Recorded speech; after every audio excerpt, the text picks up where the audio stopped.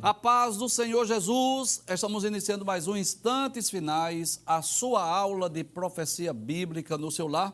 E eu quero agradecer por sua audiência, a você que acompanha a nossa programação pela TV ou pelo YouTube. Que Deus te abençoe, que as bênçãos de Deus continuem sendo derramadas sobre a sua vida, sobre a sua família.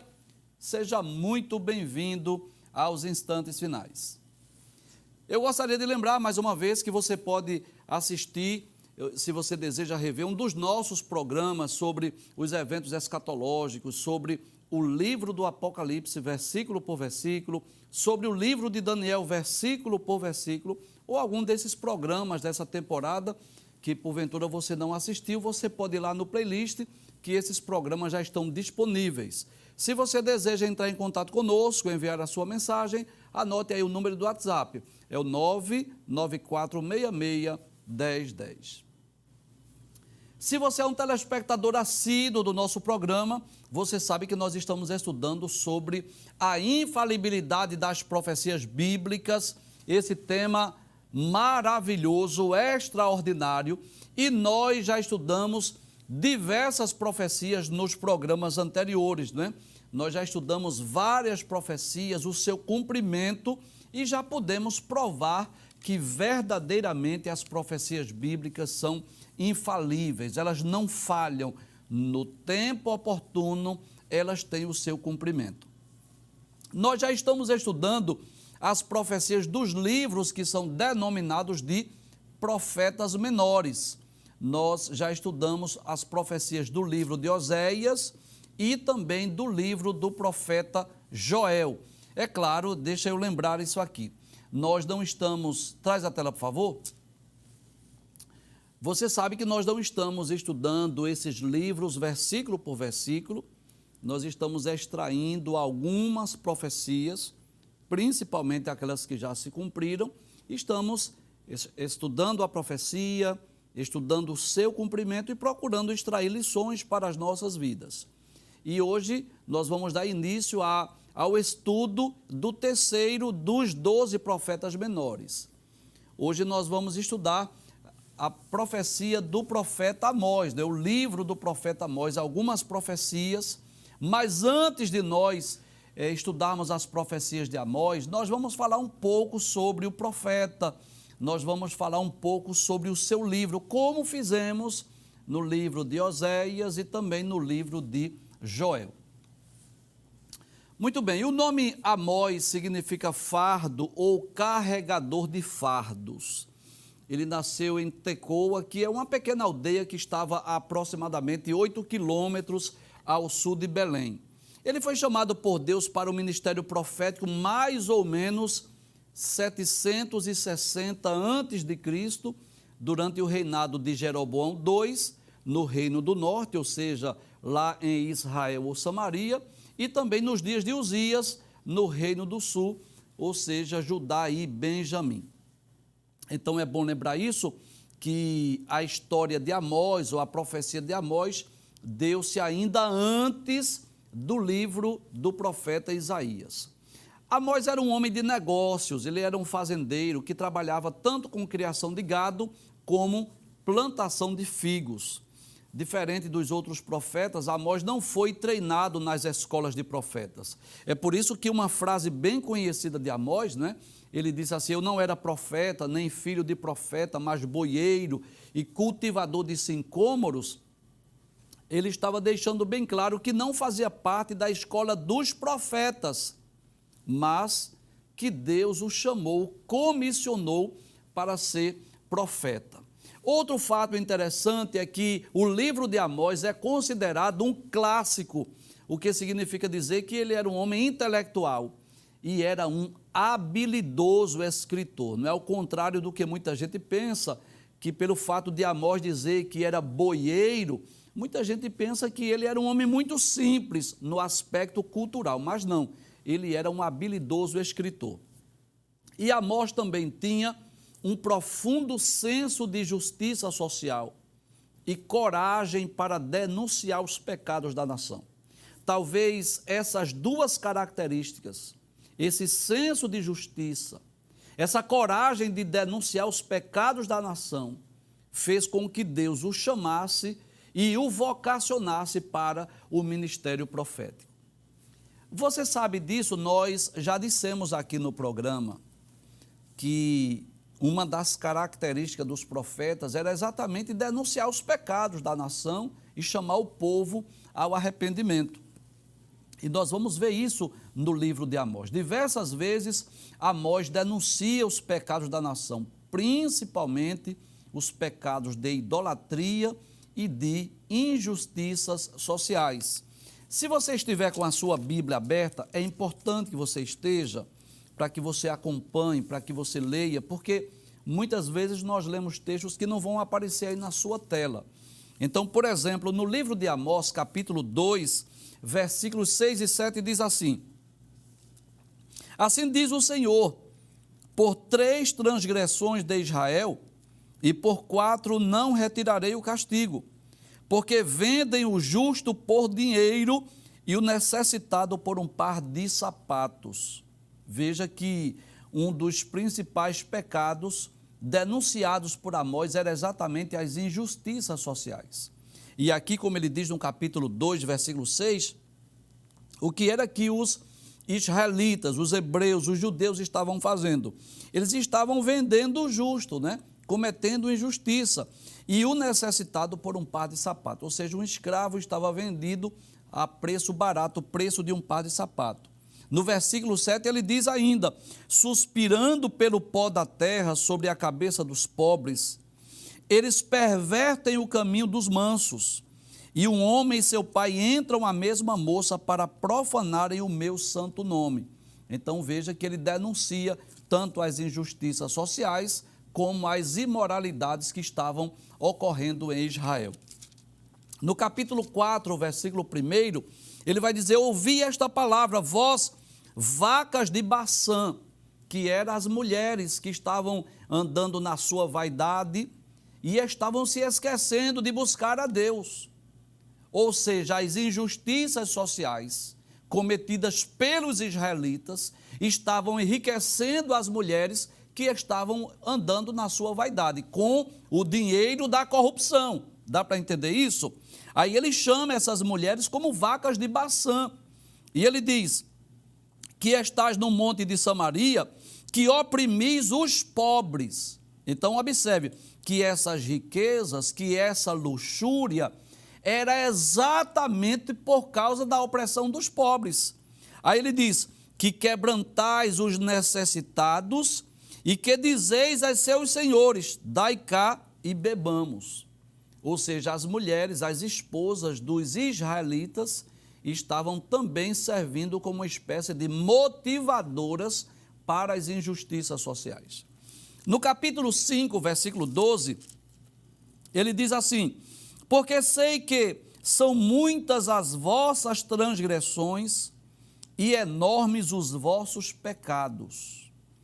Afligis o justo, tomais resgate e rejeitais os necessitados na porta. Então, havia uma série de pecados que Deus se utiliza de Amós para denunciar, para chamar o povo ao arrependimento.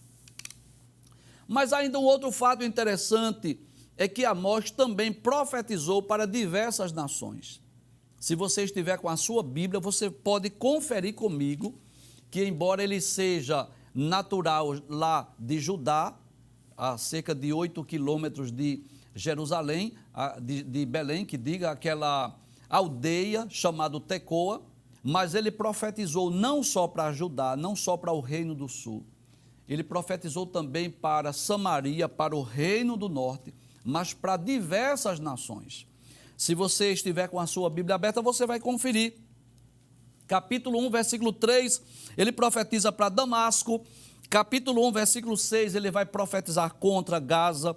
Capítulo 1, versículo 9, contra Tiro. Capítulo 1, versículo 11, contra Edom.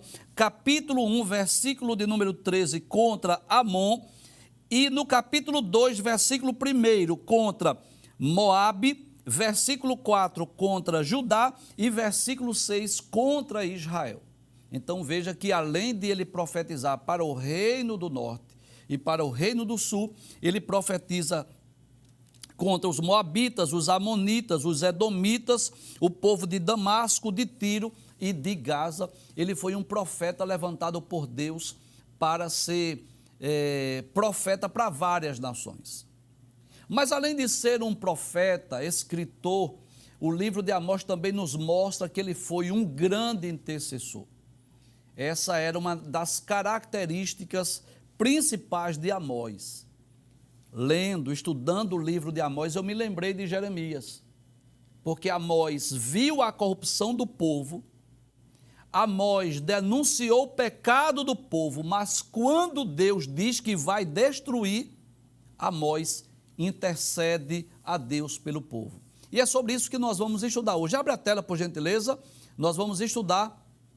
Pode passar, por gentileza, a tela principal. Isso, este é o tema do nosso programa de hoje. A profecia, que é uma visão da locusta, que é uma espécie de gafanhoto, do fogo e do prumo. É numa visão. É bom lembrar isso. Deixa eu dizer algo aqui interessante. As experiências dos profetas, elas foram diversificadas, foram diversas. Quando nós lemos os livros proféticos, tanto os profetas maiores como os profetas menores, nós vamos perceber isso, eles tiveram experiências distintas. Eles ouviram a voz de Deus, eles tiveram visões, alguns deles tiveram aparições angelicais, outros tiveram arrebatamento de espírito, ou seja, foram várias as formas, várias as maneiras pelas quais Deus se utilizou dos profetas. E o profeta Amós, ele tanto ouviu a voz de Deus, como ele teve visões, como nós vamos ver essa do capítulo de número 7. Abre a tela, por gentileza. Amós, capítulo 7, versículos 1 a 9, que é essa visão da locusta, do fogo e do prumo, que eu diria também que é um momento de intercessão, a intercessão de Amós pelo povo de Judá e pelo povo de Israel. Abre a tela, por gentileza, vamos ver esse texto. Capítulo 7, versículo 1 diz assim: O Senhor Jeová me fez ver. Observe que ele estava tendo uma visão. E o que foi que ele viu? Ele disse: Eis que ele formava gafanhotos no princípio do rebento da erva serôdia. Que coisa interessante, Amós estava vendo naquela visão, ele não estava vendo simplesmente gafanhotos que estavam em estado de larva, não, observe o que o texto diz, eis que ele formava gafanhotos, era como se Deus estivesse mostrando o próprio Deus criando, formando ali larvas de gafanhoto. Que período era esse? No período do princípio do rebento da erva serôdia. E eis que era a erva serôdia da cegada do rei, ou seja, em outras palavras, era no período da segunda safra. Já tinha passado a primeira safra, onde o rei tirava as primícias para ele, não é? Que isso era, digamos assim, normal os reis fazerem, embora que as primícias para o povo de Israel deveriam ser dadas aos sacerdotes, deveriam ser para Deus, mas claro, depois que tirava para os sacerdotes, os reis também tiravam as suas porções. E esse período era como se fosse da segunda colheita, a plantação da segunda colheita que estava ali. E Amós começa a ver Deus, como que Deus formando ou criando aquelas larvas, aqueles gafanhotos, aquela locusta, e ele fica observando na visão o que é que Deus tinha ali mostrar e o que Deus tinha ali dizer. Passe a tela, por gentileza, versículo de número 2. Aí nós vamos perceber no versículo de número 2 que o texto diz assim: E aconteceu que, como eles tivessem comido completamente a erva da terra, detalhes, isso era numa visão, isso não tinha ocorrido ainda, isso ainda era uma visão, eles comeram completamente a erva da terra. Aí eu disse: Senhor Jeová, perdoa. Como se levantará agora Jacó, pois ele é pequeno? Traz a tela, por gentileza. É como se Amós entendesse, Deus está preparando um juízo, um mal, um castigo. E Amós sabia disso, porque se você ler o livro, você vai perceber. Eu vou repetir. No capítulo 1 do livro de Amós, você vai perceber que ele vai profetizar para várias nações. Ele vai profetizar para Damasco, Gaza, Tiro, Edom, para Amon. No capítulo 2, apenas 2 versículos, ele profetiza contra Moabe, Amós capítulo 2, versículos 1 e 2, mas a partir do versículo 4, ele começa a denunciar os pecados de Judá e de Israel. E lendo o capítulo 3, capítulo 4, capítulo 5, capítulo 6, nós vamos perceber isso. Esses capítulos são de denúncia de pecados. Ele começa a falar sobre os pecados, as injustiças sociais, as desonestidades, a avareza do coração dos israelitas, dos hebreus, dos filhos de Israel. E quando Deus mostra essa visão, Deus ainda não tinha dito nada para ele. Deus apenas mostrou naquela fase da segunda colheita, naquela plantação, depois da chuva serôdia. Ele começa ver Deus formando larvas de gafanhotos. E ele entendeu que Deus queria punir. Chegou o tempo do juízo, chegou o tempo do castigo. E ele bem que poderia dizer assim, realmente, Senhor, o povo está merecendo. Ele poderia ter dito, realmente, Senhor, tu podes enviar essa praga porque realmente o povo é merecedor.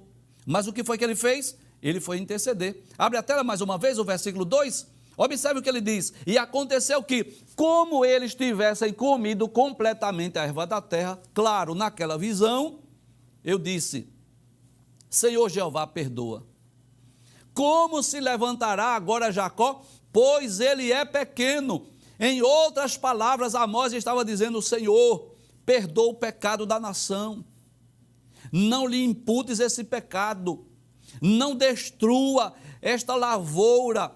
Se esta praga de gafanhotos que tu estás me mostrando, se essas larvas da locusta que tu estás me mostrando, se isso realmente acontecer, vai vir um período de fome e de miséria. E você sabe o que aconteceu? A intercessão de Amós, ela foi ouvida por Deus. E Deus voltou atrás. Passe o texto, versículo de número 3. O texto diz, então o Senhor se arrependeu disso. Não acontecerá, disse o Senhor. Em outras palavras, Deus disse assim, olha Amós, tudo bem, eu vou ouvir a sua voz. Eu vou fazer o que você está pedindo. Eu não vou enviar sobre a terra a praga de gafanhotos. Passe o texto, versículo de número 4. Aí ele tem a visão agora de um fogo, uma espécie de um incêndio florestal. Ele diz assim, assim me mostrou o Senhor Jeová, era Deus mostrando na visão. Eis que o Senhor Jeová clamava, agora ele estava ouvindo Deus dizendo assim, que queria contender por meio do fogo. Professor, o que significa isso? Contender por meio do fogo. Em outras palavras, Deus queria punir, Deus queria castigar, Deus queria exercer juízo e consumir o grande abismo e também queria consumir a terra. Detalhes, isso ainda era uma visão. Isso ainda não tinha ocorrido. Mas naquela visão ele entendeu. Deus poupou o povo de Judá, Deus poupou o povo de Israel daquela praga de gafanhotos, mas ele precisa exercer juízo. Deus tem que castigar esse povo por conta dos pecados que foram denunciados do capítulo 2 até o capítulo de número 6. Deus tem que punir, mas o que é que ele faz? Ele intercede mais uma vez. Ele vai mais uma vez pedir a Deus que Deus poupe o povo de Israel. Passe o texto, por favor, versículo de número 5, veja o que o texto diz. Então eu disse, olha aí, é Amós quem está dizendo, Senhor Jeová, cessa agora. Como que diz assim, para este fogo, para esse juízo, para esse castigo. Ele diz assim, como se levantará Jacó? E Jacó aí, claro, não é uma pessoa. Jacó está representando o povo de Israel. E ele diz, pois ele é pequeno. Que coisa interessante, os israelitas, os hebreus dos dias de Amós estavam se sentindo grandes, ricos, abastados. Detalhes, eles estavam enriquecendo por causa das injustiças sociais, porque estavam vendendo os escravos, porque estavam oprimindo os pobres, as viúvas, os órfãos, porque não estavam cumprindo, obedecendo a palavra de Deus. Mas a visão de Amós disse assim, olha, ele é pequeno. Como que diz assim, eles até que estão se sentindo grandes, mas ele é pequeno. Abre o texto mais uma vez, aí ele diz, pois ele é pequeno. Detalhes, mais uma vez o Senhor se arrependeu disso. Deus disse assim, nem isso acontecerá, disse o Senhor Jeová. Primeira vez, Deus disse assim, eu vou mostrar a Amós aqui, essa larva da locusta, de gafanhotos. Amós intercede, Deus diz, tudo bem, eu não vou fazer isso. Deus mostra o incêndio florestal, dizendo assim, eu quero contender com fogo agora, eu quero destruir esse povo, essa nação, essa terra com fogo. Amós intercede mais uma vez, vai pedir a Deus mais uma vez, intercede, Deus diz assim, tudo bem, eu não vou fazer. Mas Deus, que é justo, dá outra visão a Amós. Passe o texto, por gentileza, versículo de número 7. E o que foi que ele viu agora? Ele disse, mostrou-me também assim, eis que o Senhor estava sobre um muro levantado a prumo. Você sabe o que é um prumo, né? Um prumo é um objeto, um instrumento que é utilizado pelo construtor, pelo mestre de obras, para saber se a parede está no nível, para observar se a parede não está inclinada. É por esse objeto, claro que pode ter vários formatos, esse formato aí, dessa imagem que é meramente ilustrativa, o formato deste prumo está como um peão, mas pode ser quadrado, pode ser redondo, enfim, pode ter outros formatos. Mas o construtor, quando passa o prumo, é para saber se não há inclinação na parede. É para saber se a parede ou o muro está sendo bem construído, se não há perigo de ele ruir, de ele cair. Aí Deus mostrou agora a Amós o prumo, e não era nenhum construtor qualquer, não era nenhum mestre de obra qualquer, era o próprio Deus. Abre a tela, por favor, pode deixar aberta. Aí diz, eis que o Senhor estava sobre um muro levantado a prumo. O muro foi levantado e Deus estava lá com um prumo na mão. Traz a tela, por favor. É como se Deus dissesse assim, olha, Amós, eu poupei o povo da locusta, eu poupei o povo da praga de gafanhotos. Por causa da sua oração, Amós, eu poupei o povo do fogo, do incêndio florestal que ia destruir tudo. Mas eu vou fazer o seguinte, eu vou passar aqui o prumo para ver como está Israel. É como se essa construção, essa parede, representasse Israel, Jerusalém, o povo de Judá. Eu vou passar o prumo aqui, para ver se ele está no nível. Em outras palavras, para ver se ele está de acordo com a minha lei, com a minha palavra, com os meus mandamentos, para saber se está correta a forma de viver deles. Porque se estiver inclinado, eu vou ter que exercer juízo. Passe o versículo 8. Pode passar o texto, por favor. Aí Deus pergunta. Interessante, né? Deus não perguntou a primeira vez, quando mostrou a larva dos gafanhotos. Deus não perguntou a segunda vez, quando mostrou o fogo. Mas agora Deus pergunta assim, que é que vês, Amós? Que vês tu, Amós? E eu disse, um prumo. Então disse o Senhor, eis que eu porei o prumo no meio do meu povo Israel. Eu vou colocar o prumo, como que diz assim, essa parede, esse muro, essa construção está inclinada, sujeito à queda, sujeito à ruína. Eu vou passar o prumo. E Deus disse, nunca mais passarei por ele. Olha Deus agora dizendo, eu vou exercer juízo. Eu vou castigar o povo. Passe o texto, por favor, versículo de número 9, que é o último texto da profecia de Amós que eu vou estudar hoje. Aí no versículo 9 ele diz assim: mas os altos de Isaque serão assolados e destruídos, destruídos os santuários de Israel. E levantar-me-ei com a espada contra a casa de Jeroboão. Em outras palavras, Deus estava dizendo: Amós, eu não posso deixar de punir este povo. Eu não posso deixar de castigar esse povo. Você intercedeu a primeira vez, eu poupei, eu perdoei. Você intercedeu a segunda vez, eu poupei, eu perdoei, mas eu não posso. Observe que quando eu passo o prumo aqui, observe que a construção está fora do nível. A parede está inclinada, eles estão cometendo abominações. Sabe o que significa isso? Eu vou ter que exercer juízo.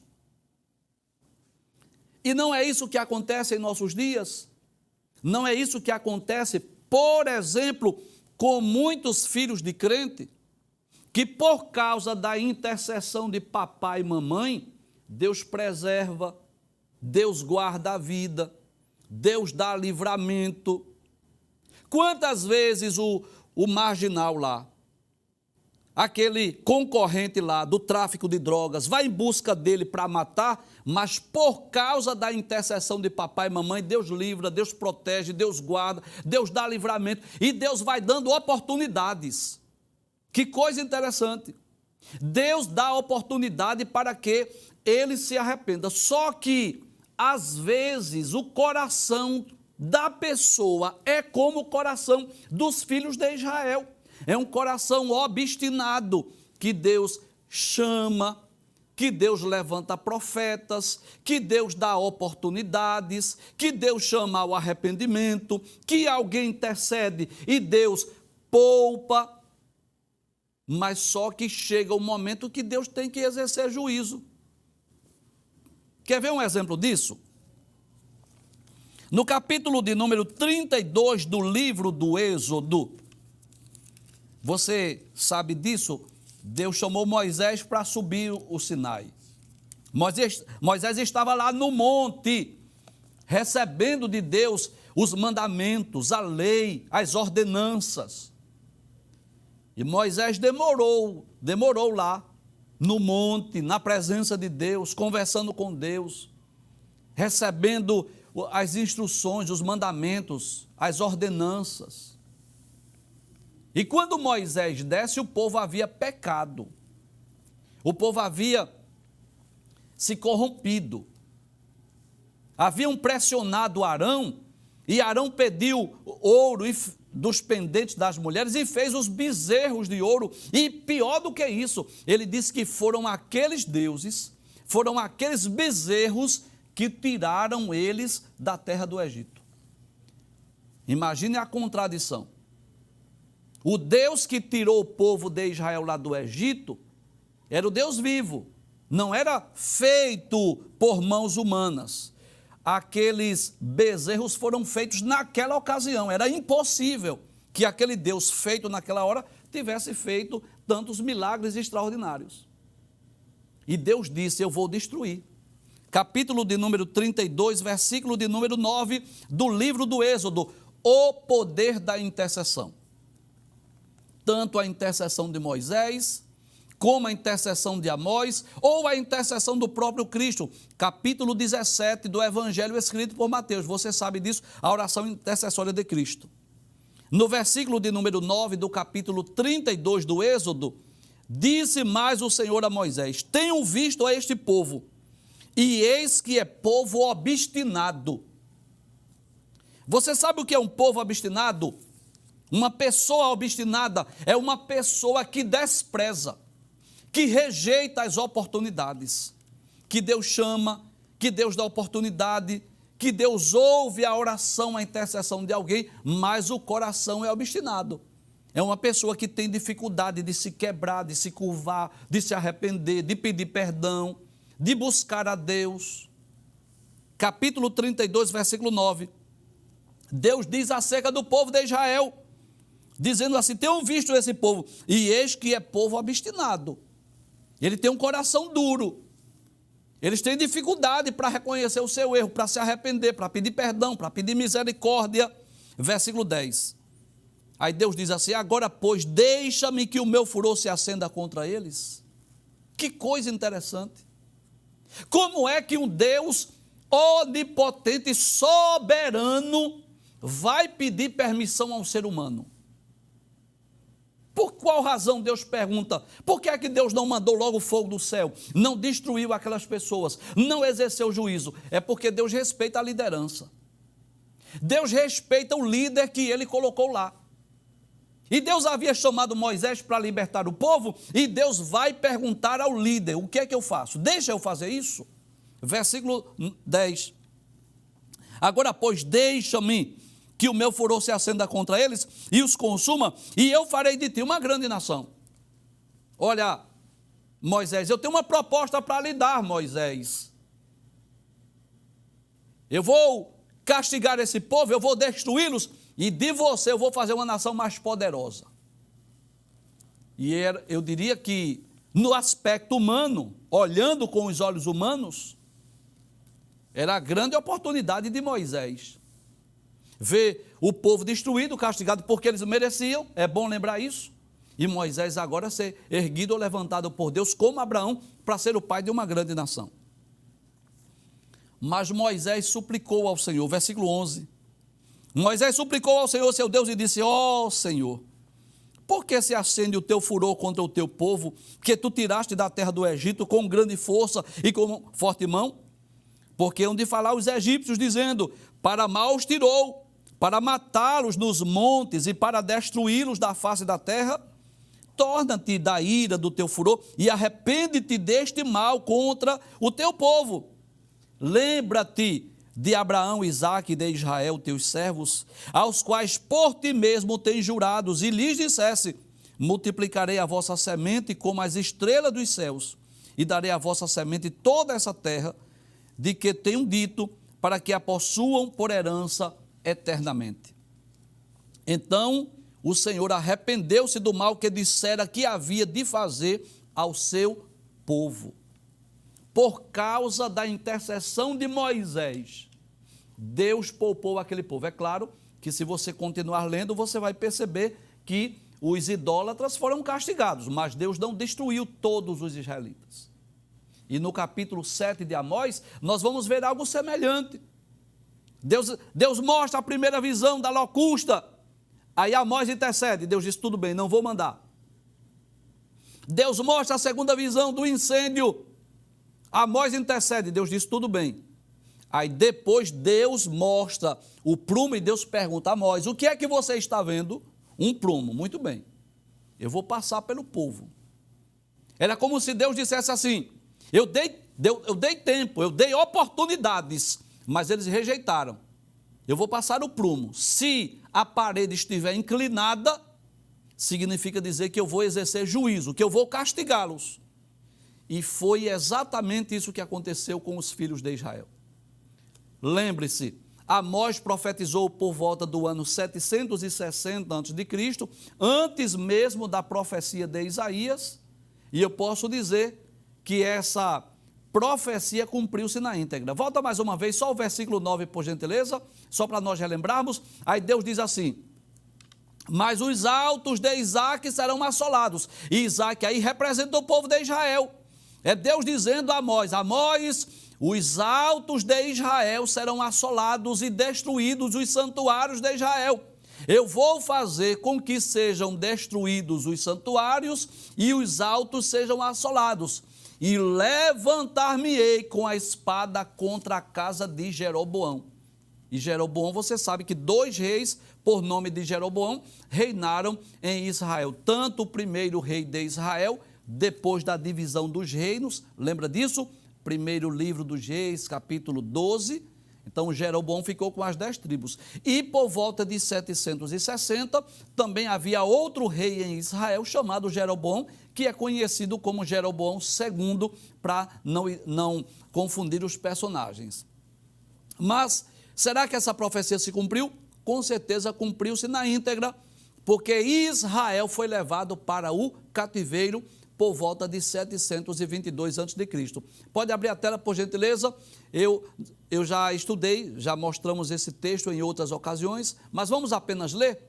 No 9º ano de Oséias, que esse Oséias não era o profeta, o rei da Assíria tomou a Samaria e transportou a Israel para a Síria. E fez-os habitar em Ala, em Abor, junto ao rio Gozã e nas cidades dos Medos. Pode passar o texto, versículo 7.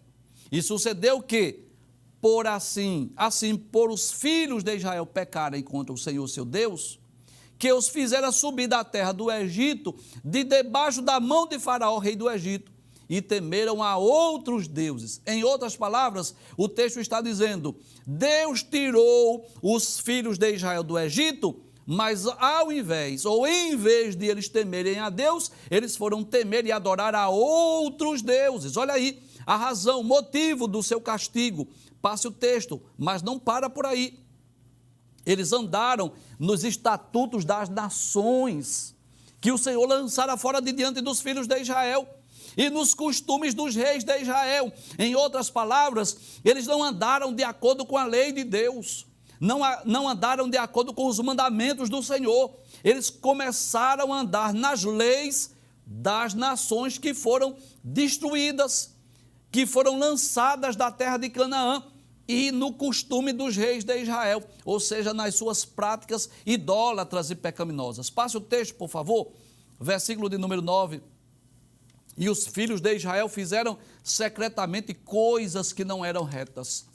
Secretamente aos olhos humanos, claro, porque aos olhos de Deus ninguém pode fazer nada secreto. Coisas que não eram retas contra o Senhor seu Deus. E edificaram altos em todas as suas cidades, desde a torre dos atalaias até a cidade forte. Pode passar o texto. E levantaram estátuas, imagens do bosque, em todos os altos outeiros e debaixo de todas as árvores verdes. Começaram a erguer ídolos, imagens, estátuas. Começaram a adorar vários deuses, vários ídolos, o que Deus havia proibido. Pode passar o texto, por favor. E queimaram ali incenso em todos os altos, como as nações que o Senhor transportara de diante deles. Ou seja, Deus expulsou as cidades por causa da idolatria, e os hebreus, quando conquistaram Canaã, começaram a praticar os mesmos pecados e fizeram coisas ruins para provocarem a ira do Senhor. Pode passar o texto. E serviram a ídolos, dos quais o Senhor lhe dissera, não fareis essas coisas. Passe o texto, versículo 13. Aí diz, e o Senhor protestou a Israel e a Judá. Olha aí, pelo ministério de todos os profetas e de todos os videntes, inclusive Amós. Amós foi um desses profetas que Deus protestou, que Deus falou, que Deus denunciou os pecados, chamando-os ao arrependimento. Olha aí, convertei-vos de vossos maus caminhos, guardai os meus mandamentos e os meus estatutos, conforme toda a lei que ordenei a vossos pais, e que eu vos enviei pelo ministério de meus servos, os profetas. Mas o que eles fizeram? Passe o texto, versículo 14. Eles não deram ouvidos. Porém, não deram ouvidos, não creram, não obedeceram. Antes, endureceram a sua cerviz, como a cerviz de seus pais, que não creram no Senhor seu Deus. Ou seja, eles foram incrédulos, eles foram rebeldes. Finalmente, o versículo 23. Até que o Senhor tirou a Israel de diante da sua presença, como falara pelo ministério de todos os seus servos, os profetas. Assim, Israel foi transportado da sua terra à Síria, onde permanece até o dia de hoje. E o que é que nós podemos aprender com esta profecia, ou esse texto de Amós capítulo 7? Duas grandes lições nós aprendemos. A primeira, o poder da intercessão. Deus poupando, Deus perdoando, Deus dando mais uma chance, Deus dando mais uma oportunidade, como deu mais uma oportunidade aos israelitas nos dias de Moisés, como poupou o povo de Israel nos dias de Amós daquela praga da locusta, dos gafanhotos, como poupou daquele grande incêndio. Mas observe, o povo não se arrependeu, o povo não voltou-se para Deus, não se humilhou, não buscou a Deus, e então o juízo foi inevitável. A segunda lição é essa, que quando nós não atendemos ao convite de Deus, quando o ser humano não se arrepende dos seus pecados, quando o ser humano tem o seu coração obstinado, infelizmente, ele há de experimentar o juízo divino, como aconteceu com o povo de Israel.